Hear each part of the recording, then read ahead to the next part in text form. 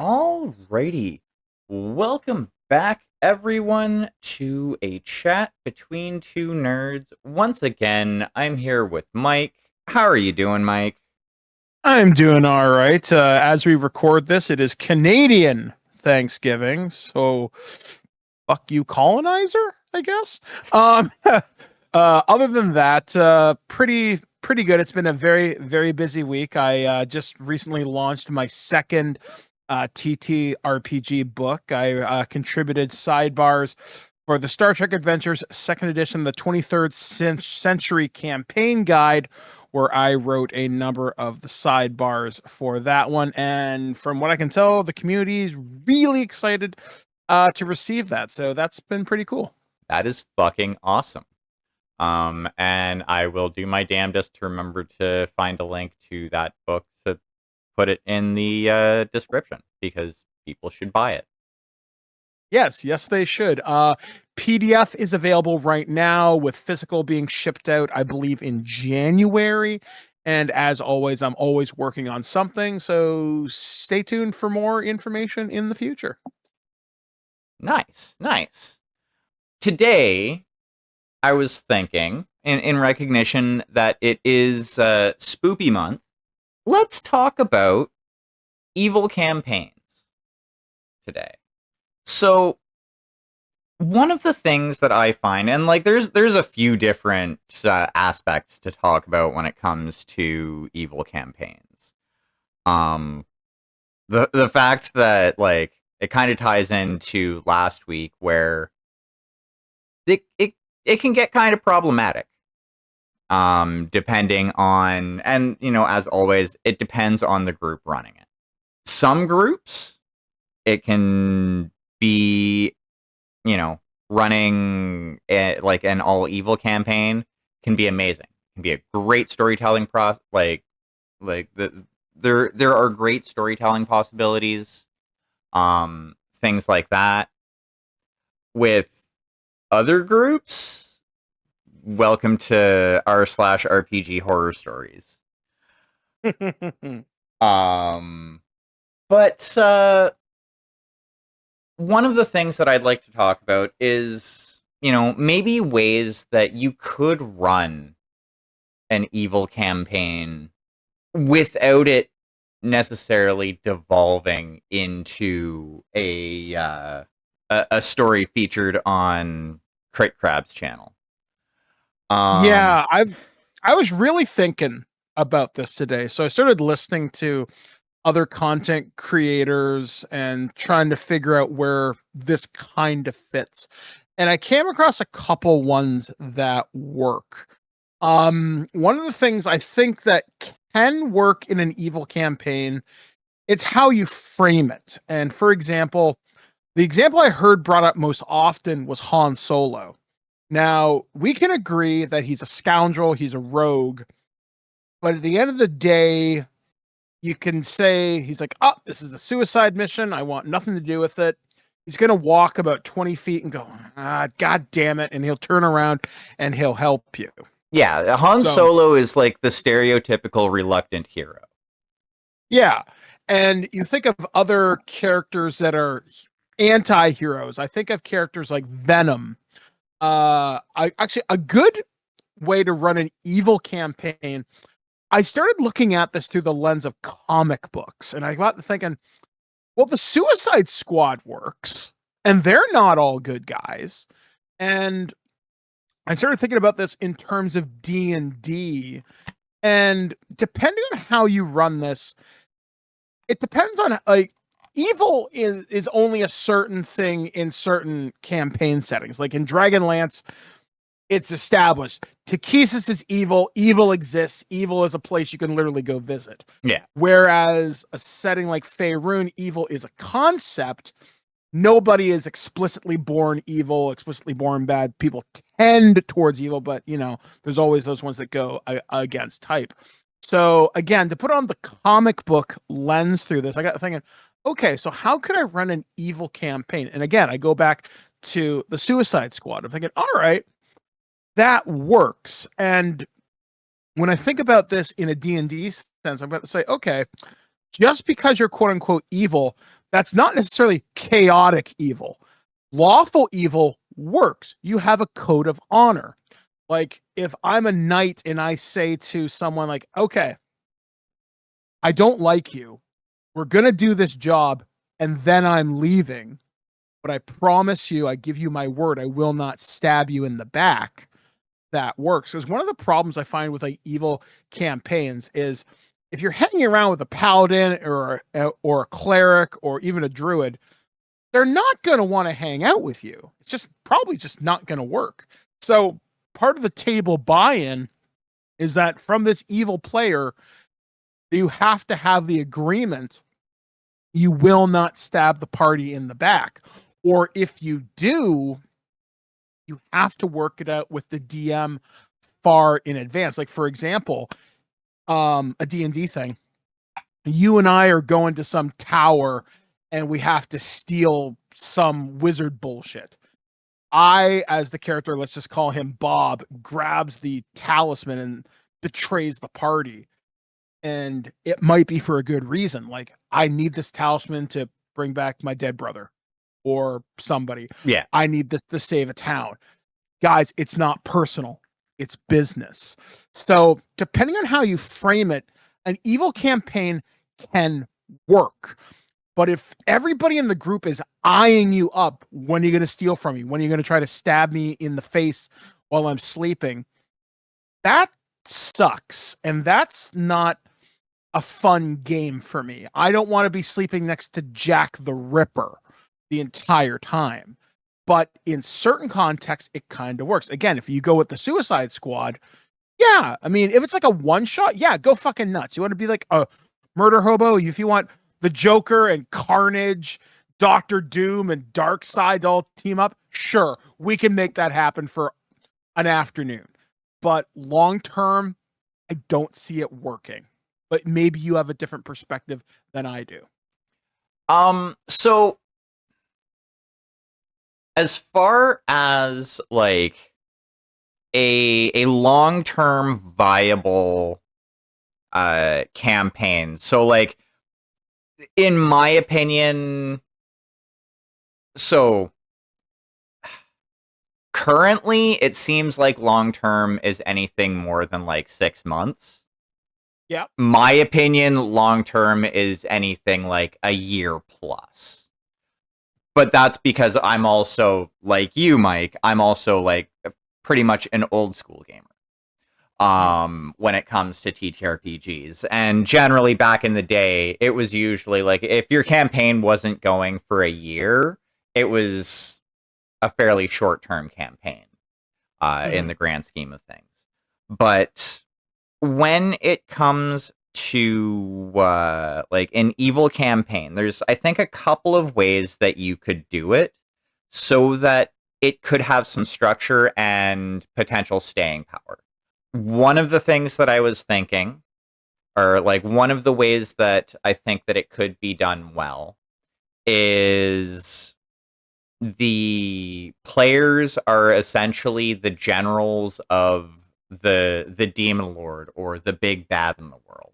And essentially that's where they're getting their orders from. They all have a unified purpose of why they're working together. And even with that, that could be necessarily framed as not necessarily evil based on the intent of that faction. I've watched a metric shit ton of anime recently. So, like, it could be, you know, an ancient just grudge between these two factions. This like demonic quote unquote evil faction versus the rest of humanity. Or like the rest of like the goodly humanoid races. And with that, there's opportunity for a compelling storyline. There's also the opportunity for the other option that I was thinking for an evil campaign where it could work in a longer term is essentially the redemption arc style campaign. So like throughout the campaign, maybe the PCs get, start becoming aware of, oh shit, are we the baddies? And do we want to continue being the baddies? Yeah, because you actually bring up a really good point. So this is how I was going to pitch how to run an evil campaign, and I could easily slide this into two settings, most notably Star Wars. And again, we just saw Andor season 2, which is a very political message, but Star Wars is politics. And I got to thinking you could easily do the redemption arc story and you could tie it into the I'm just following orders, which is obviously not a great excuse to do evil, but it's one that was often used during the Nuremberg trials, etc., etc. But if you started out as a imperial recruit, an army person, and your character goes through the training through the Imperial Academy, because even Luke in A New Hope is like, yeah, I'm going to go join Biggs at the Academy next year. We're both going to be flight people, and it's going to be great. So he sees enrolling in the Imperial Army as his ticket out of it. And there's even like World War II movies that show Nazi and German soldiers doing the exact same thing. Like, oh, it's a way to get out of poverty.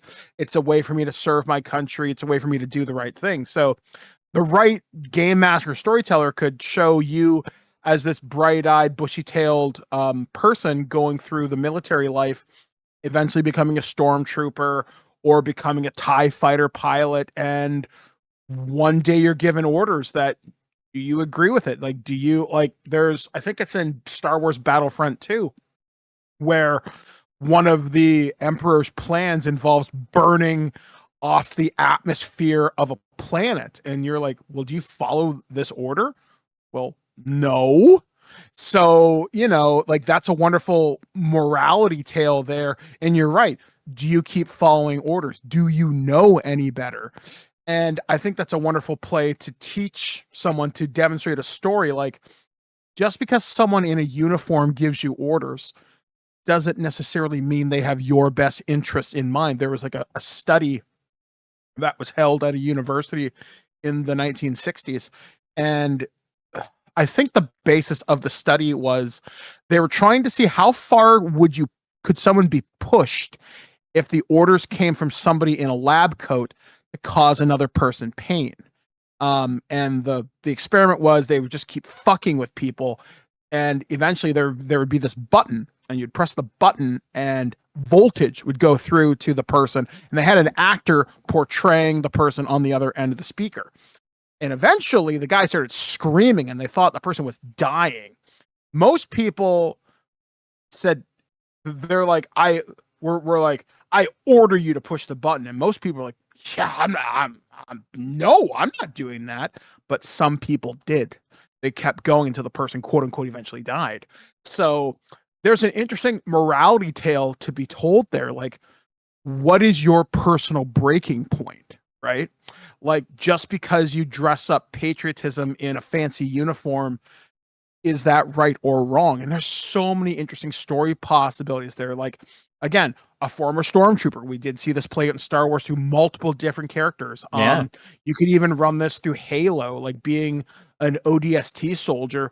Sometimes those were deployed against insurrectionists. They weren't just always fighting the Covenant, right? Spartans were used, I think, against insurrectionists during parts of Halo's lore, not just against Covenant soldiers. So again, wonderful opportunities there. Or hell, alternatively, in a quote unquote evil campaign, you mentioned about demons.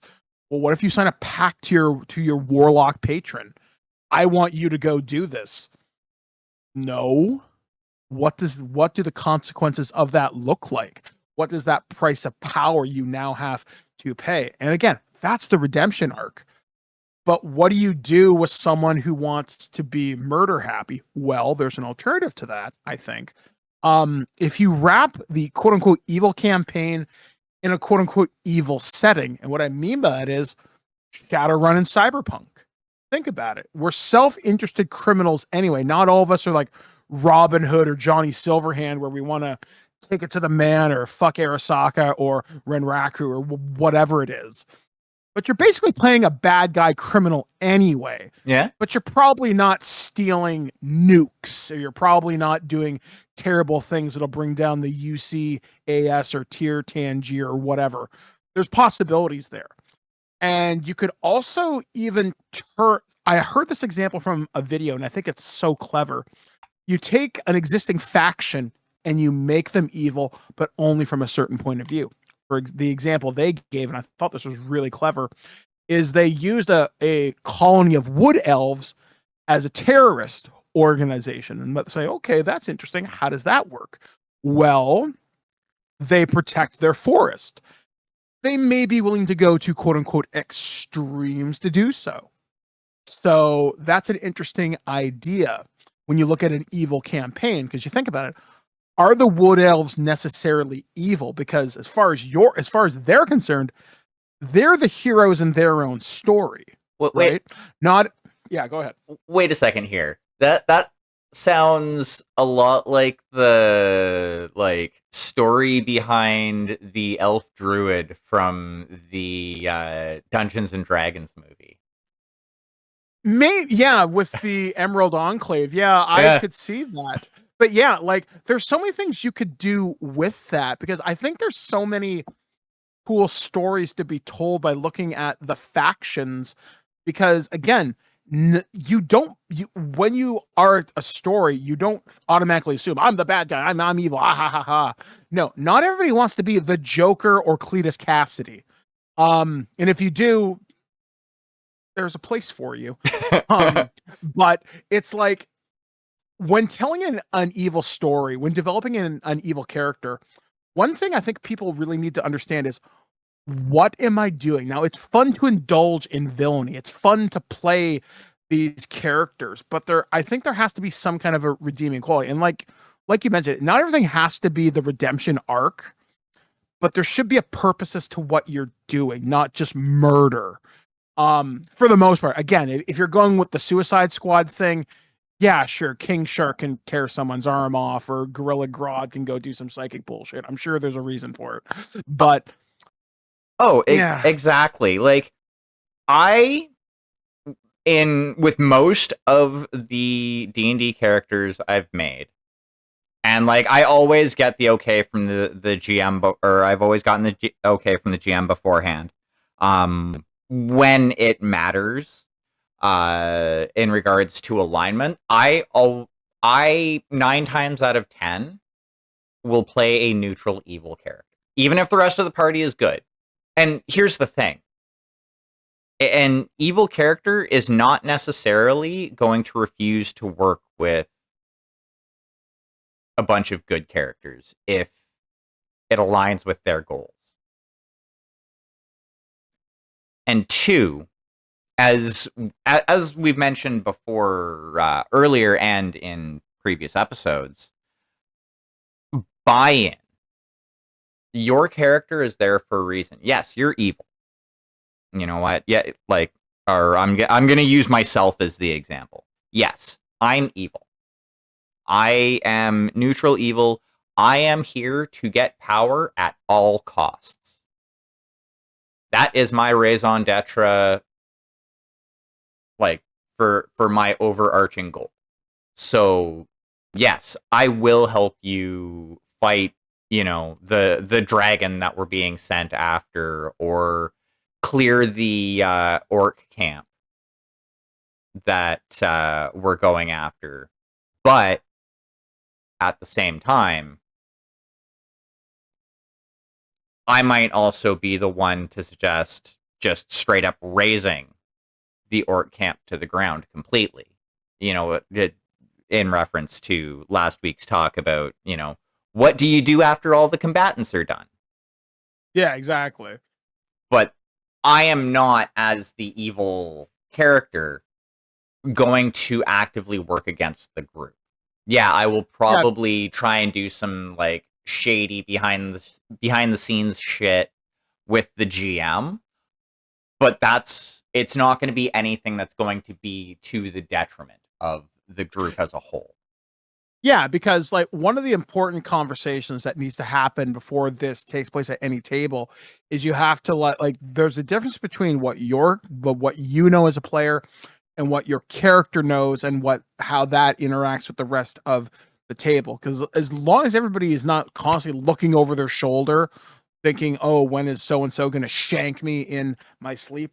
That's good, right? Because that shows table cohesion. You can have some really great moments where you have these moments that could turn into rivalries or could turn into really amazing role play moments.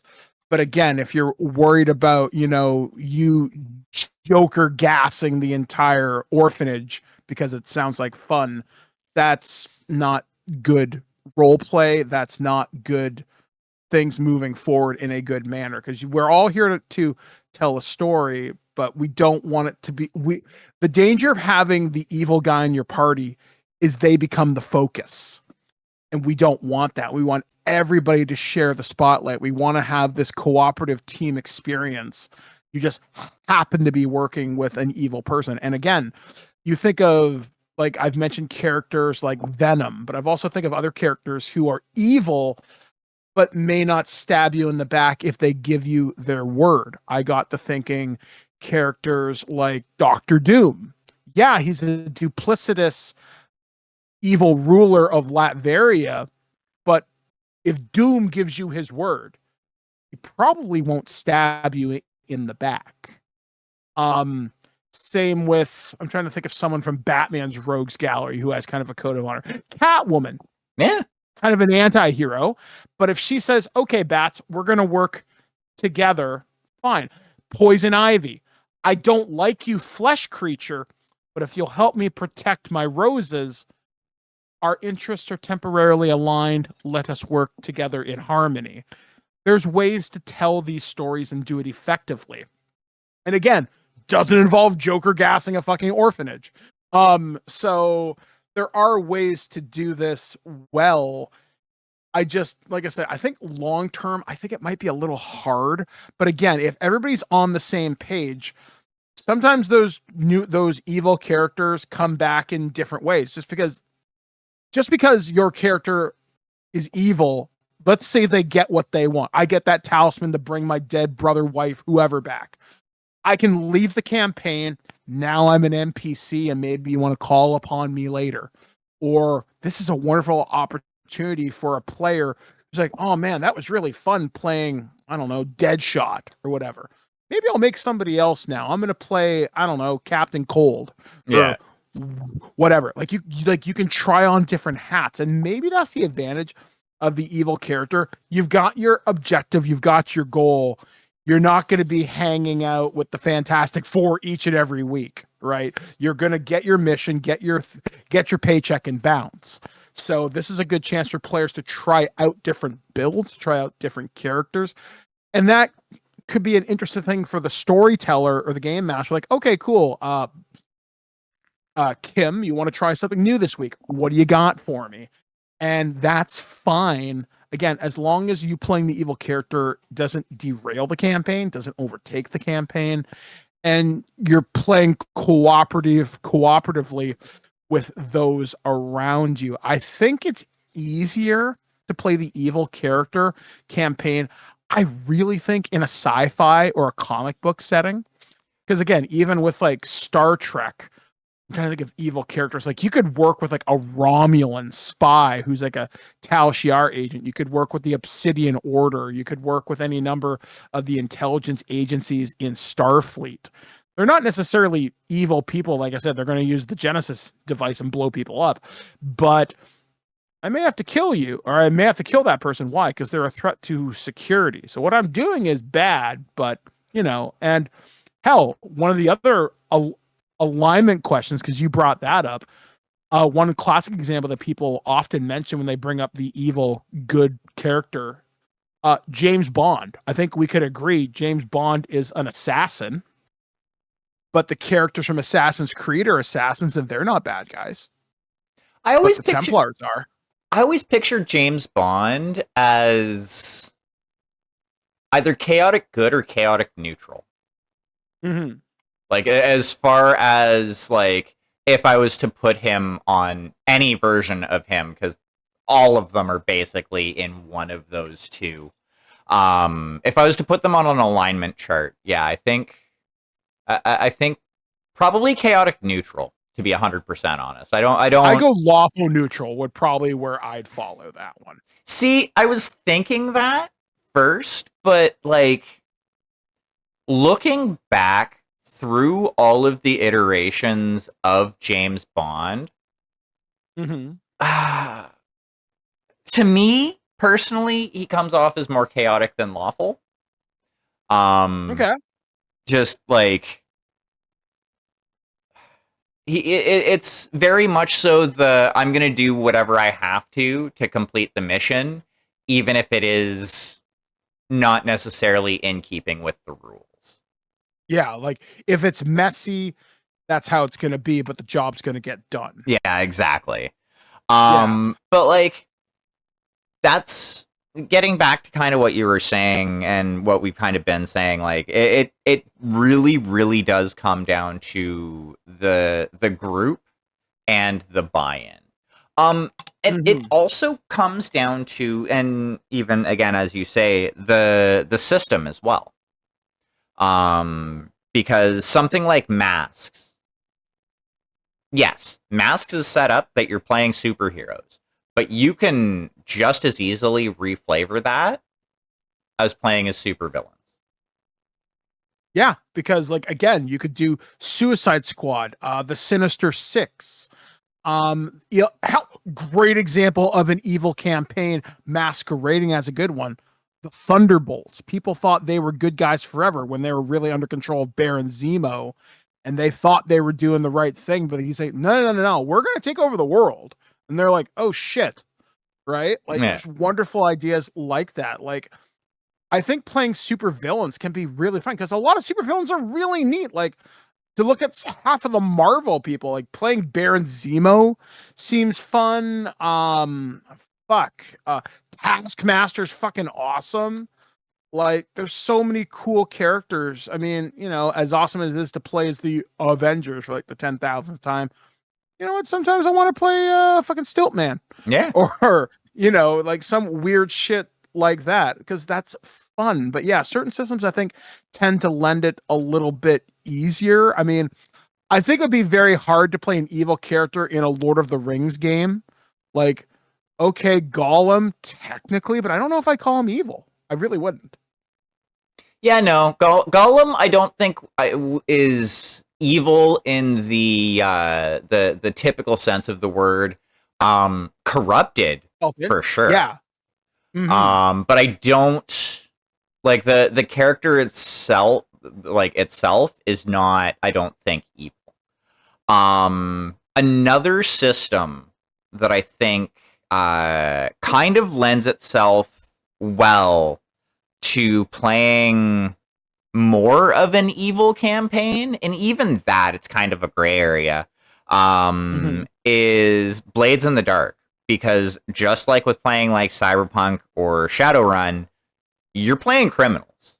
You're playing a basically a gang of criminals that every week goes out to try and do some sort of heist, and you can flavor that like it's the way that the system and the world, like the actual set established world is set up.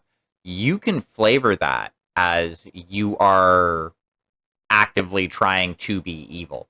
Hell, Mm-hmm. the campaign that I was in, my Whisper, which was the character that I played throughout most of that, he was evil. Like just just straight up evil.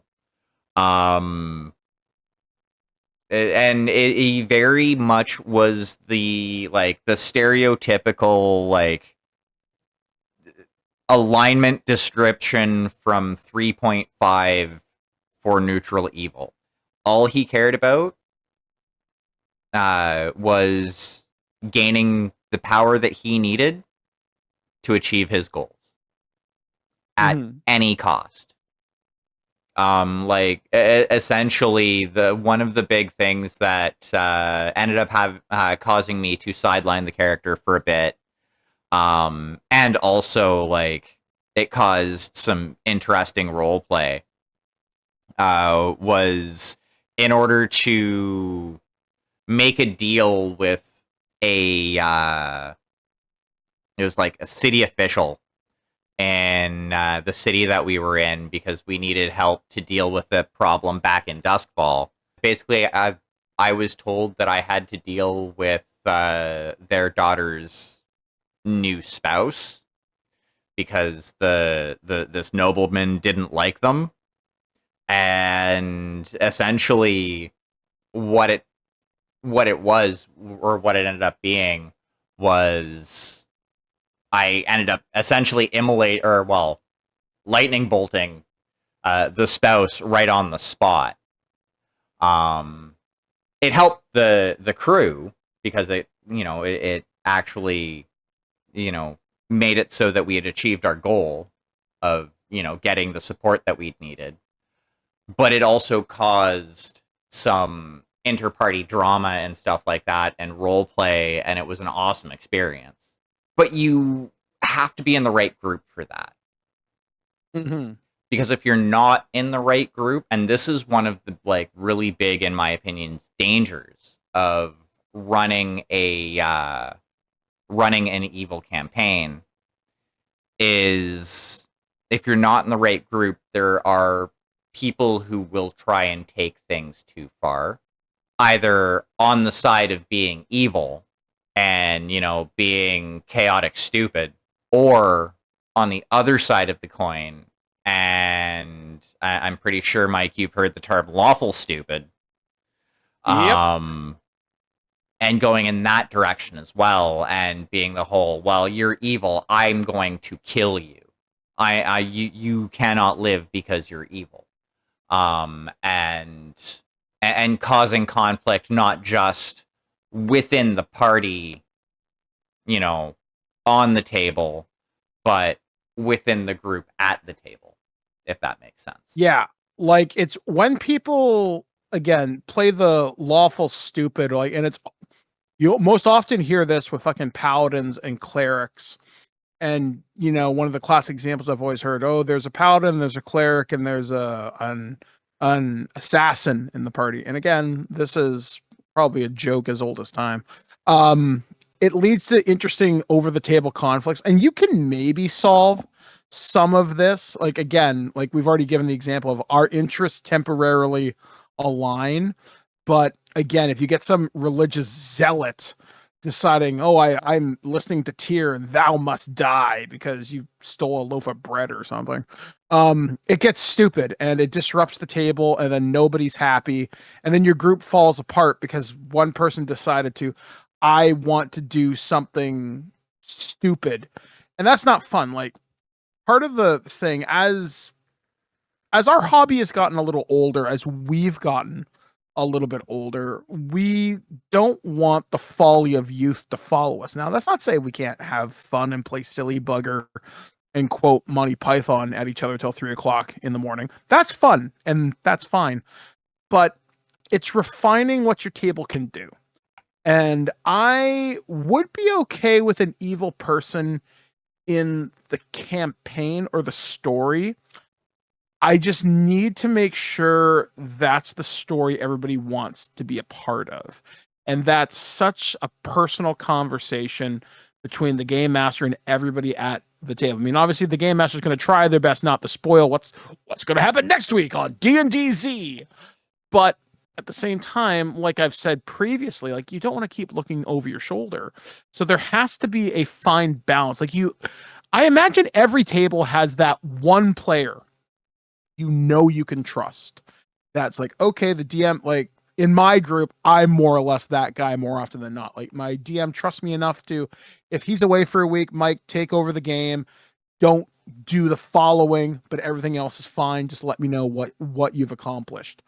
and we trust each other with each other's world. Like I take part of the game, he takes part of his, but all events happen concurrently and everything. Basically, we're trying to create the Marvel universe where it's all connected. Yeah. And sometimes there's some wonderful overlap, but other times there's people who will take being given an inch of rope and they'll do something catastrophic with it. And I don't know, like it's hard to find. Like I find as I've gotten older, we're easily able to spot that guy before they come into our groups or when they do something lawful stupid. We're like, okay, Jim, we gotta have a talk. And like, and the whole idea is you don't want to make your friends feel bad. Like you don't want to single somebody out. And again, it's okay to have fun once in a while, but I don't know. Like I think long-term sustainability for certain things, you would have to have such a tremendous storyteller where it's going to be a lot of creative weight on your shoulders. And that, excuse me, pardon me.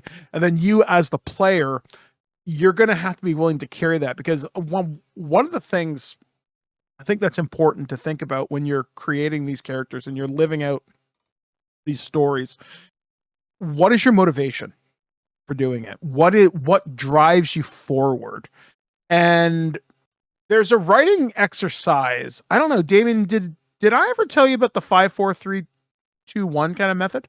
Yeah, I think we actually talked about that in the first episode. Yeah, I'm gonna have to send you that so people can take a look at it. Like, cause like it's all these questions, and I think by looking at the 5 4 3 2 1, that can really help you develop these characters as be something more than edgy emo lord with dark billowing hair in the rain and I don't know, always playing AFI in the background. Fuck, I don't know. I'm old. Um, like, like be more than edgy stereotype. Like, I want to know what made you into the Punisher. What turned Frank Castle into the Punisher? Um, what turned Eddie Brock into Venom and then the Lethal Protector, right? Because there's a character arc right there, and that's something that again, if everybody at the table can explore this with you, again, wonderful possibilities here.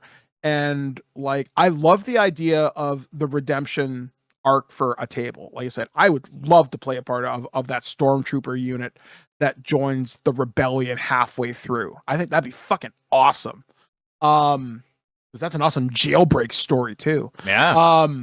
But yeah, there's like, I don't know, like I in my personal experience, I've never seen it done well. I've seen potential, but it always turns into murder hobo and genocide at the push of a button. I've never seen a nuanced storyteller recently. Now, there's about 3 people in my life right now I would trust to tell this story if they had a year to work it.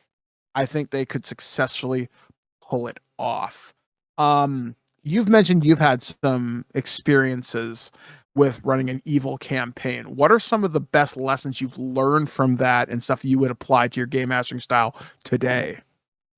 So, in regards to that, um, it does because of the fact that there are so many pitfalls that you can, stumble into with an evil campaign.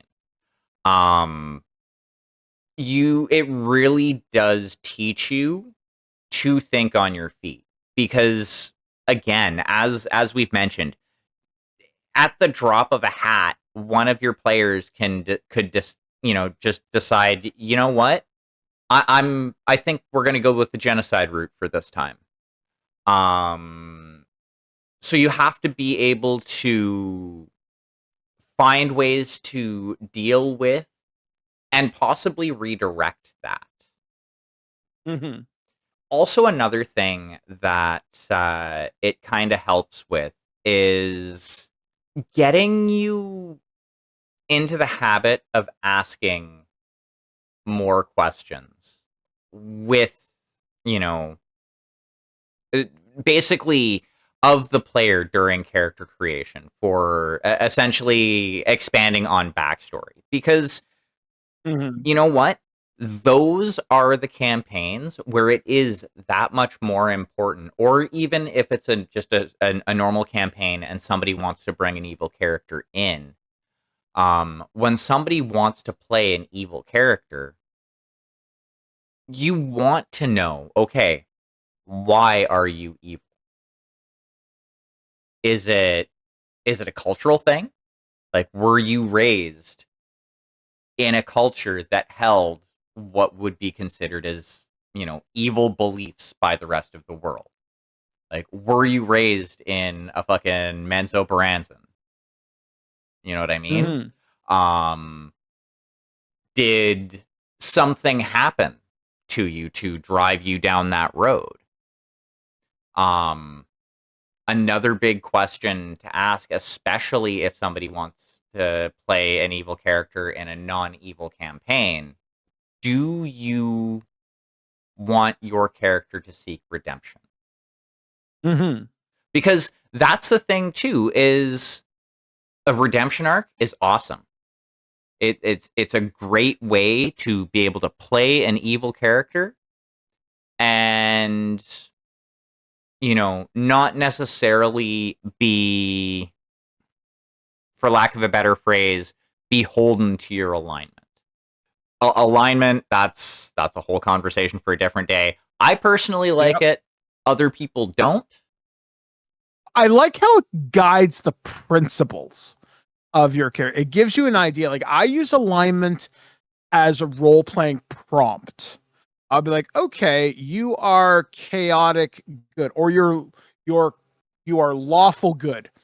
Okay, how do you deal with this? And like even Commander Shepard on his most Paragon run will bend the rules a little bit here and there.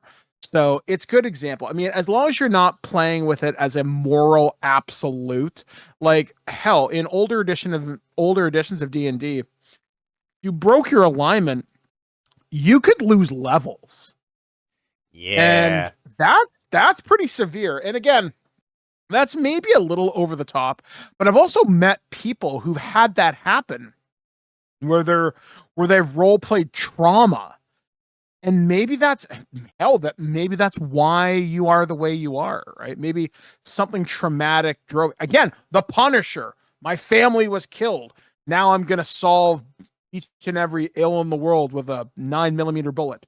Like there's always a reason to what drove you there, but is there a way back for you? There's a great quote. I'm trying to remember precisely how it went, but it was Professor Xavier talking about Magneto. And I think the sentiment of it was like, not all those who are lost forever. And we've seen Magneto in recent media has had an amazing redemptive arc, obviously beginning as the Brotherhood of Evil Mutants. And then you find out he's a Holocaust survivor. And while he believes in the rights of Homo superior, which is mutants, sometimes he just wants equality, whereas he doesn't believe in the vision of Professor X. And hell, there's a great story right there. Like, is the reason you're bad just a different way to see the world? And look how well Professor X and Magneto have worked together over the years. Yes, they've had some pretty epic conflicts, but at the end of the day, they find a way to work together, or at least, end in a reasonable stalemate. It's again, it's not like you're debating Omega Red or you're debating, I don't know, I don't know who's a really bad, the Green Goblin or some Yeah. shit like that. Hell, but even Norman Osborn has had interesting traits too. But anyway, yeah, like there's always interesting ways to pursue your characters to give them the most rich and deep story. Hell, Darth Vader, that he killed younglings, but look at how his character evolved over the course of the franchise. And by the time of Return of the Jedi, he turned against his emperor and tried to save Luke. And before he died, he's like, "You were right about me, Luke." And he joins the Force and becomes a Force ghost. And eventually, because only good people can become Force ghosts, last I checked, I don't know, I haven't checked up on the new canon in like 10 years. But regardless, That's a redemptive arc. A guy who started out as a frightened child and those bad tendencies oozed into him, where it was anger, it was hatred, it was fear. Yeah. And then when he became Darth Vader and became the Emperor's right hand person and started killing people, he knew what he was doing, but he tried to still say, I'm doing this to serve my new empire. I'm doing this to protect people. And while probably not the way I would have gone about it, but eventually he saw something that brought him back. Yeah. And that's the thing too with some of these characters that are quote unquote evil. Something tethers them to wake up every day and do what they do, whether it's money, fuck, it could be a pet hamster. Hell, fuck, Whiplash from Iron Man 2. Where is my bird? Had a great example of something tethered him to stay here. Otherwise, call it a day if you kind of get where I'm going with that. Yeah. But it's like, if you're going to write these characters, really take the effort to understand why. Because it's not the hero's journey anymore. No, that's been done to death. You're clearly writing on the other side of the paper now. And there are great villains that eventually become heroes, or at least become anti-heroes.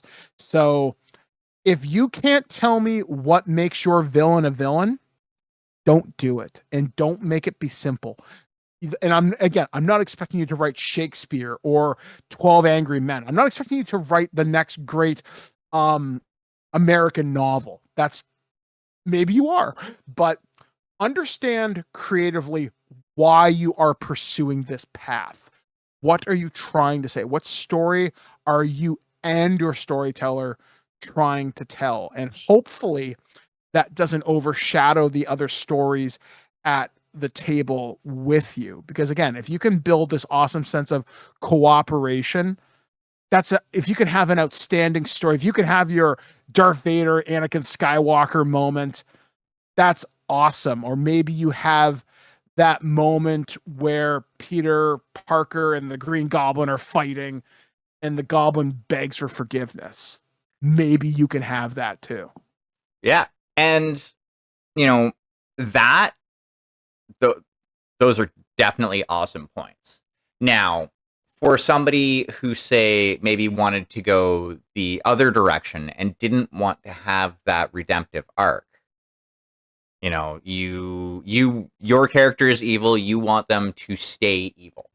My first question would be, what is their motivation? I was actually just getting to that. Yeah, all right. Yeah.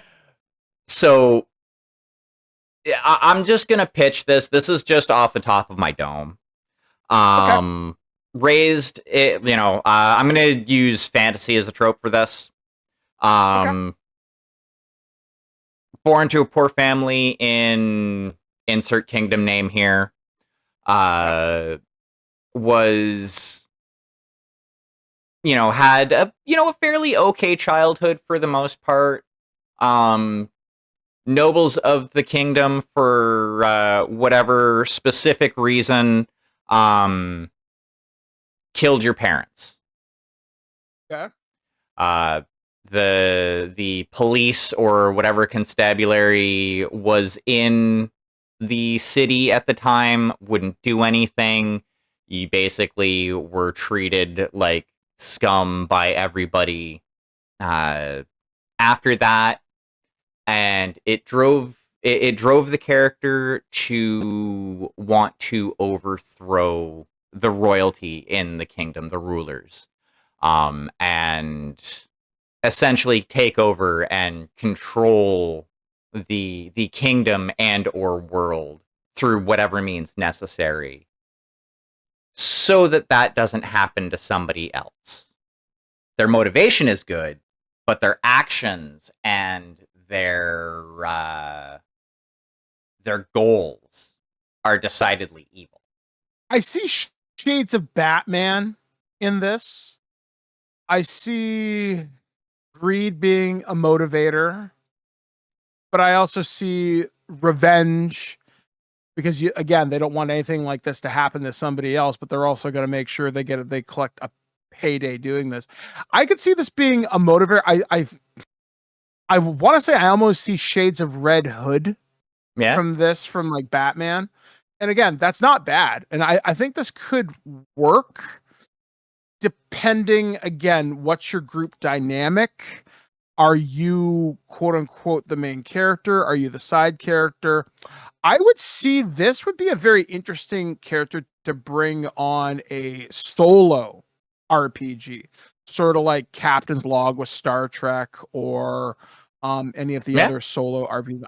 But I RPGs. mean, I think like, Alien's got a version of this too, but yeah. yeah, we'd spoken about that. But I mean, even if like that might be the character's overarching motivation. So that's Mhm. their overall goal. That doesn't necessarily have to be their short-term goal for when they're working with the party, because Mhm. they need to they need to gather the strength and get strong enough to be able to overthrow the kingdom. Now, during that adventure with the party, they might try and, put a bug in their other party member's ear to hasten the process. Again, if the GM and other players are cool with that, but that doesn't necessarily have to lead to anywhere during play. That Mhm. can be a, epilogue after the campaign is done. This is what your character goes on to do, type deal. You know what I mean? Mhm. And then, you as the player, if you want to run a campaign later on, you then have a, authoritarian, big bad evil guy for your parties to go up against, type deal. Or your GM, with your approval, can use that character as the big bad for a future campaign in the same world. Yeah, that's why I love the idea of having an evil character that is short term. Like I said, they may work with the party for a couple of adventures and then they go off to go build their evil fortress or whatever. They're going to go build their own Hall of Doom or whatever. Yeah, like there are like I love that idea. I really do actually. and like that's the thing, is like that's one of those things that, like, it makes the character interesting. It gives the Mhm. character a reason for going out into the world and being evil. And it also means that whether you're bringing, the one neutral evil or even lawful evil I could see working with this character into a good campaign, or bringing this into an all evil campaign, it could work. Getting back to like what I'd suggested before with like a campaign idea, that would actually be something that would be perfect for, okay, you are the four generals for this demon lord. And you're fighting against the kingdoms of humanity to try and take over the world, type deal. And then you get to, as the players, decide how you want to do that. Do you want to be, a benevolent dictator, as it were, and, you know, take over the cities or whatever, or, complete your goals with a minimum amount of bloodshed? Or is your campaign going to go the other way and, you know, as we mentioned before, go murder hobo? Mhm. With the murder hobo option, one of the ways that I have found to kind of curb that, and you can kind of use this in a quote unquote good campaign as well when your players go murder hobo: Mhm. bounty hunter parties. Yeah, After a certain amount of villages that have been raised, they're looking for you. yeah, you're gonna. Boba Fett is coming for your ass. Oh yeah, and like as a GM, and I know it doesn't necessarily work as well in 5th edition as it did in like 3.5 or 3. Don't be afraid to actually write up characters using like write up PCs as the bounty hunters. Maybe make them a couple of like a level or two lower if you're playing 5e. Because that would be probably a little, well, I guess it depends on the lethality that you want for your campaign, obviously. But like equal level to the party would be very lethal. Just considering what a min-max PC can do. And a GM will have way more resources to pull from than any of their PCs. At least I would hope. But yeah, bounty hunters. Yeah, like I've done this before in one of my games. The character wasn't evil, but he did something evil in the city. He killed some random NPC or some I can't remember. Somebody who didn't need to die died in a particularly brutal fashion.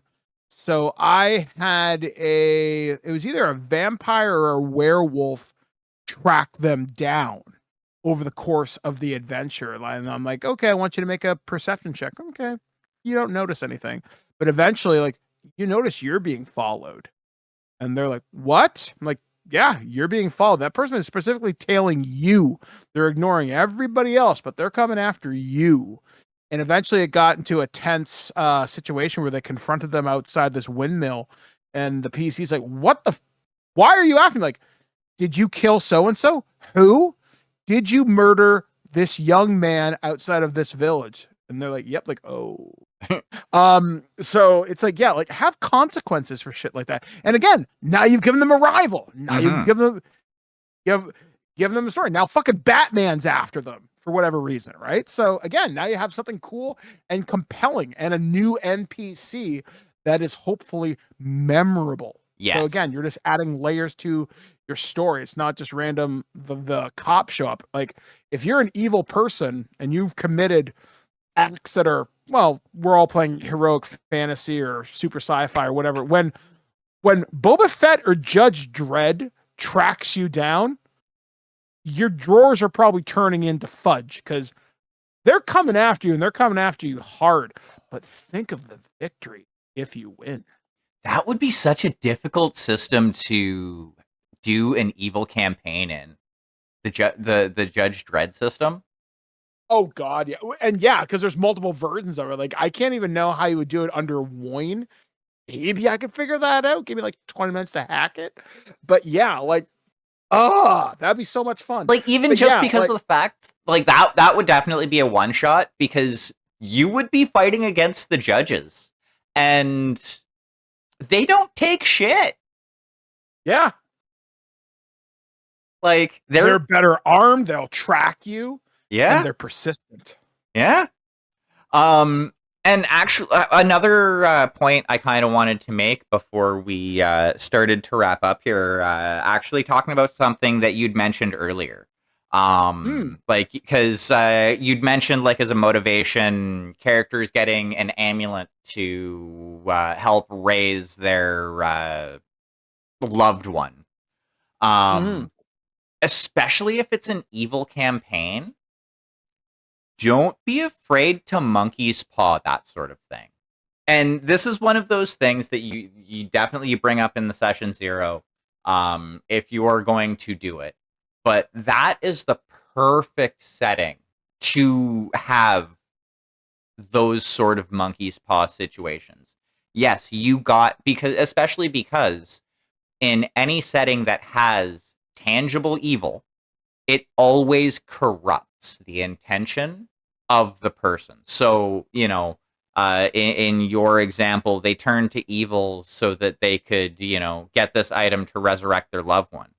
What if they don't come back right?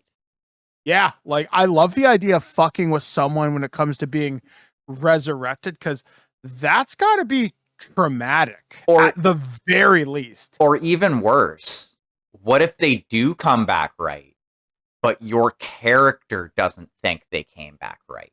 Your character Yeah. feels that they're different from who they were before.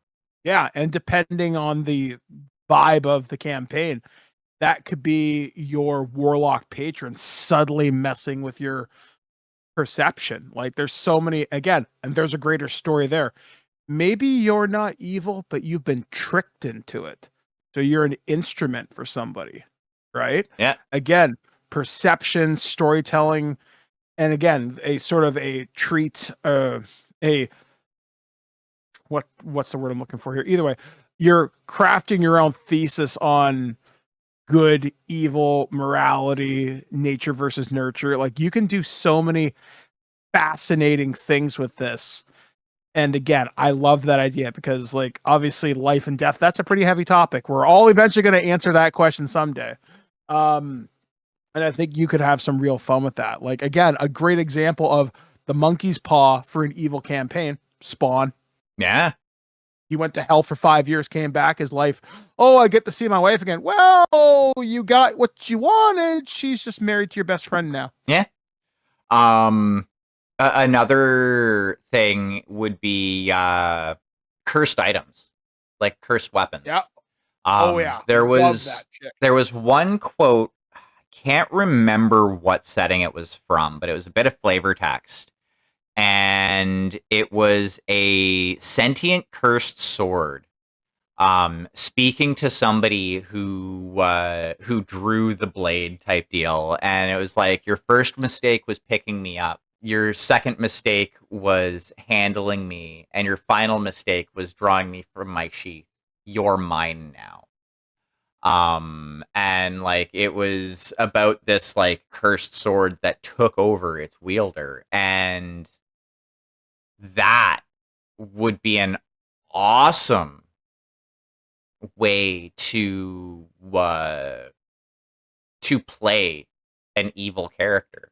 A corrupting influence over time. Yeah, and like it's maybe essentially it starts with a slow descent into madness where you think you're doing the right thing. I think there was I think the video game I'm thinking of is like The Line, where at the end of it it turns out that like you were just committing war crimes, and what you were in the desert for wasn't, you know, actually real. You were just kind of going crazy.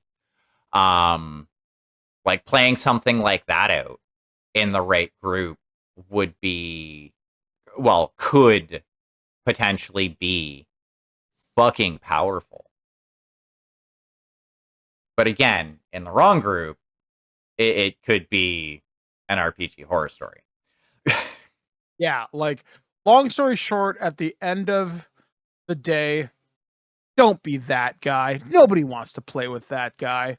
Um, Share the spotlight, understand what you're trying to create. And again, I don't expect you to have a Harvard level thesis ready to go, but what I do expect you to say, this is my this is my motivation. This is why I'm doing it. And it better be more complicated. I am evil for the sake of evil. No, you can do better. And I expect you to do better if you want to have a good time. Because I know the more effort you're willing to put in between you and your game master, the more reward you're going to get out of it. Oh, exactly. Exactly. And that's what actually a lot of this comes down to is, you know, as a player, you want to give your GM as much to work with as possible. They may or may not use all of it, but putting that out there and working with your GM so that they can work with you is important. And on the flip side of that coin, as the GM, you need to, especially in the context of like an evil campaign or even just like singular evil players, you need to be able to ask the questions to, you know, get that meaningful characterization out of that specific PC or those PCs. And you also, and it's doubly important with an evil campaign, you need to be able to grab the reins when things start to get out of hand. We all want our players to have fun with what they're doing, but if the idea wasn't to play a war crime simulator and your players are or a player is are trying to drive the campaign in that direction, it's time to start pumping the brakes and having a hard conversation. Yeah. No, I was gonna say, yeah, like I want to have a good time. I want to have a time that says something. And I hope you're getting something creative out of this as well. Like, I'm not saying once you leave the table, you should be thinking, oh man, that was really deep. No, but I want you to, if you're in the creative space, I want you to think about this because this does mean something. So yeah, like ultimately just create a good story, create the story that you want to tell. And if you want to explore something darker, that's an interesting place to go.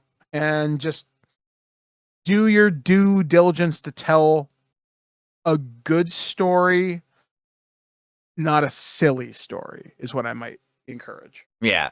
As I believe it was Scar once said, be prepared. Yeah. Running an evil campaign is not something I would suggest for a rookie GM. Yeah. Like as as famous content creators have said, like you don't need experience to be a great GM, and that's true. You don't. You do, however, need experience to be able to run an evil campaign. And it's just sorry, it's not just experience. It's experience and confidence in what you're doing.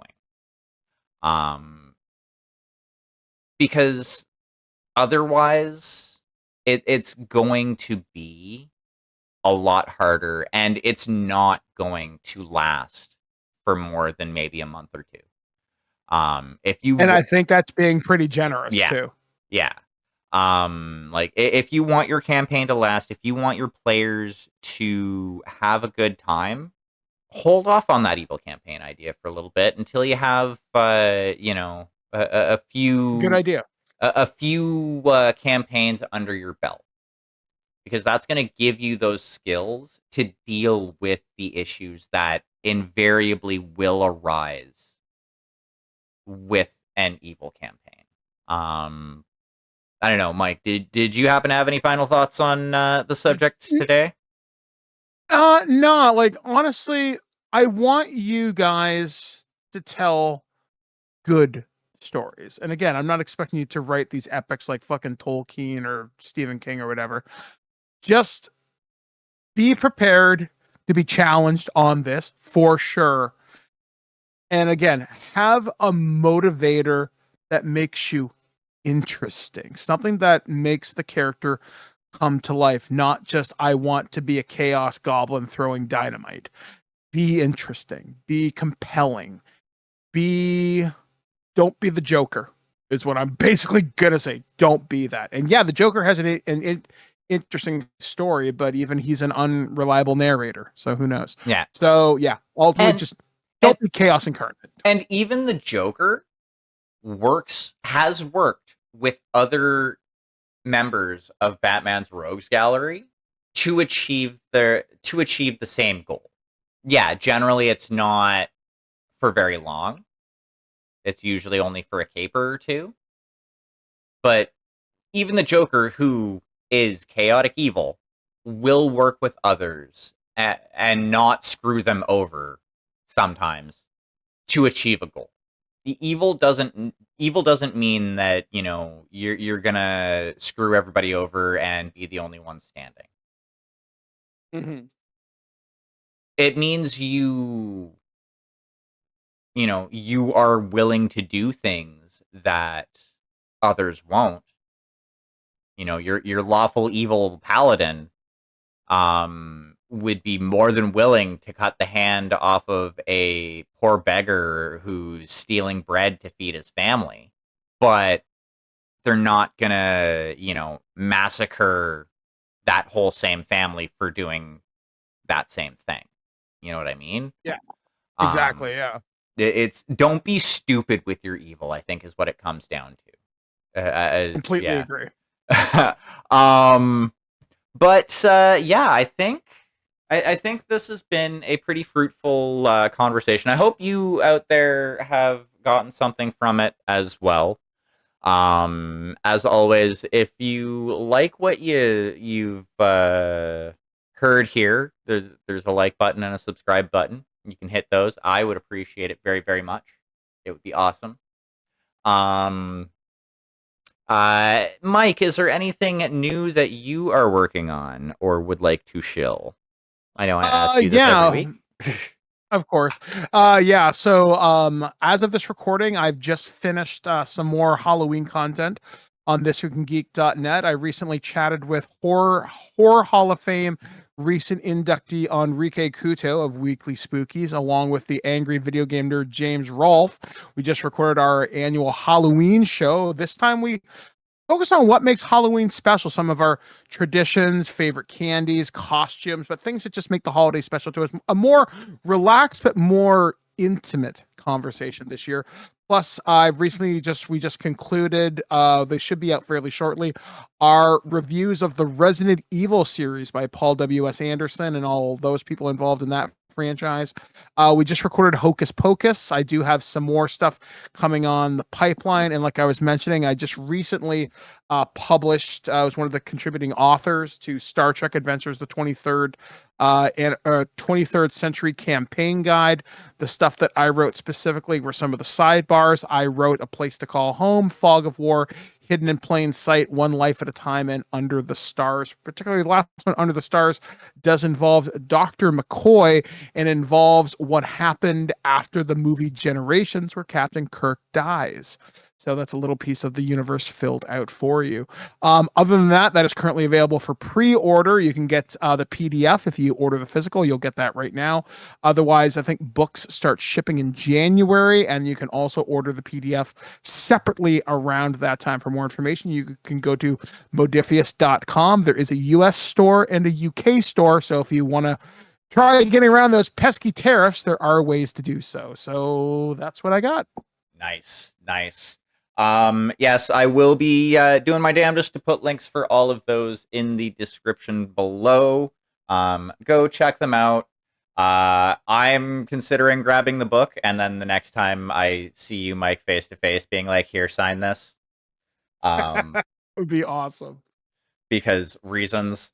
But yes, I would like to thank you all for coming and hanging out. As usual, I appreciate you wherever you are out there. And I hope you are all going to have a great day ahead whenever you are listening to this. And also the same to you, Mike.